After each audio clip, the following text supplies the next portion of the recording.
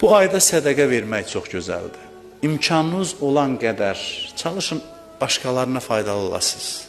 Xahiş edirəm sizdən, qısa ömürdür, pulu pul üstə yığmayaq.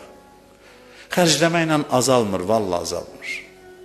Heç kəs pulu düz xərcləməklə kasıb olmayıb.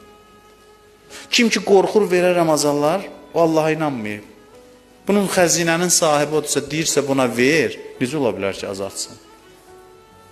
Yenə deyirəm, azalacaqsa başqa səbəbdən azalacaq. Ola bilər azalsın, amma xərcləmək səbəbindən olmayacaq. Mütləq başqa səbəbdən olacaq. Xərcləyin, gücünüz çatan qədər az olsun, imkanınız nisbətində xərcləyin. Hətta deyir, xurmanın yarısı ilə belə, yəni o varlılar o saat deməsin, elə xurma bəsdir. Varlının, amma kimin imkanı yoxdursa, bir xurma ilə də, biz xurma hissəsini eşidirik axı o saat. O saat hamı gedir, xurma alır, gəlir, dayanır məscidin qapısında.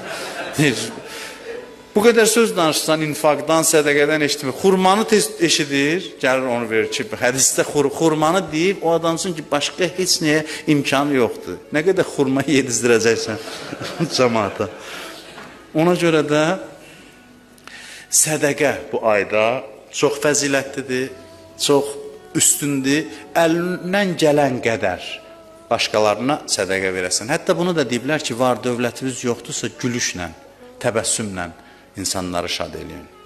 O da olmayanlara aiddir, var dövlət.